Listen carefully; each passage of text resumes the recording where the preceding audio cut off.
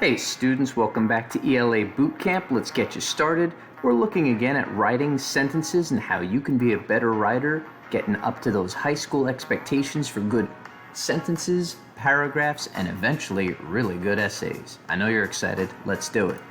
So here's your roadmap. We're going to fast forward through here. We're going to take you right to sentence parts. Remember, you could look through these slides on our website at any point in case I go too fast.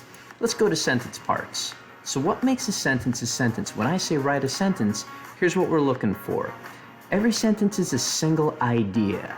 Every sentence is composed of two parts. You have the subject, which is a noun or a pronoun, if you remember what those are. They're either doing the action in the sentence, like John threw a ball. John's the one who's the subject. Or they could be the thing that it's about. John is an athlete. It's still about John, except instead of doing an action, he is something.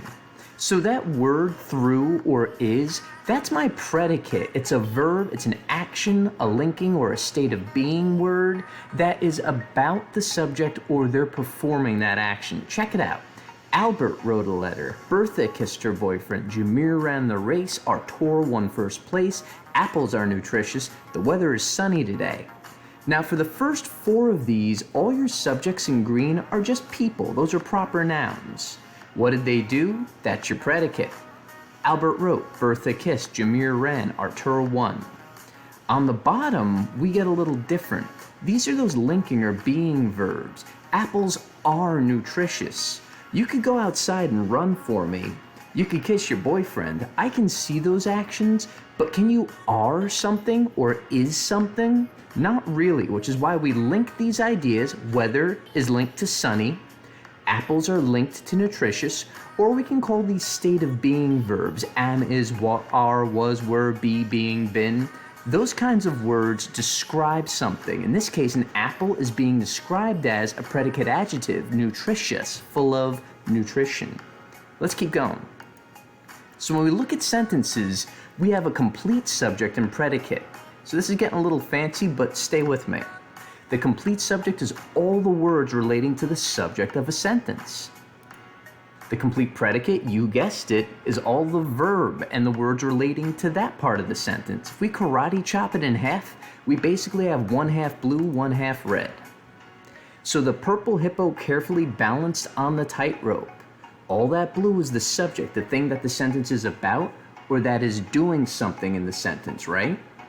The red is all the predicate. That's the verb and everything that the verb has to do with. Look at the next sentence. It gets more complicated. It says, yesterday the regretful senator announced he would end his campaign. Now the blue is still the complete subject, the regretful senators, who this sentence is about. But I have the word yesterday in red because even though it appears on this side with the senator and the subject, yesterday doesn't have anything to do with him. It has to do with when or how he did the verb. The verb is announced. When did he do it? Yesterday. So that has to go in red. So that gets a little tricky. Fortunately, we won't be doing grammar tests like in middle school. You just gotta know this stuff, or you could ask your teacher for help. Let's keep going. We're almost finished. So the simple subject and predicate are really simple. They're just the single word. It's the basic word and the basic verb. John sang, subject, predicate. He sang at the opera, which is the prepositional phrase that finishes the sentence, but John sang is what you did. That's all you got for that sentence. Wanda wrote an editorial. The editorial is the thing she wrote, but we don't need to know about that for simple subject and predicate. I point these out without going into direct objects and indirect objects right now because you don't need to know them really at this level. Your sentences just need to accomplish the job of having subjects and predicates in order to not be fragments, okay? Further sentence information you asked for. Oh, you got it, bro. So a compound subject is when, as you guessed, like with a compound bow, I have multiple strings that take the weight off so I can target my shot for archery. Compound subject has more than one subject. John and Wanda. I can make two sentences. John sang at the opera, Wanda sang at the opera, but that is boring. And that's lousy writing. So I create a compound subject and say they both did it, and I join it with this conjunction and. How about a compound verb? Well, it's when John does two things. John sang at the opera, John danced at the opera. Let's write one sentence and just say John sang and danced at the opera. Predicate adjective, we already saw before. Apples are nutritious. Wanda is intelligent. Singing and dancing I can see. Is I can't really see, so it links the idea with an adjective, a describing word, full of intelligence. A predicate noun renames the subject as something else or provides additional information, usually paired with a linking or being verb. John is a singer, so John is my subject, but now I'm telling you singer equals John. Wanda is a journalist. She's the subject, but I'm renaming her with a predicate noun. Dig it?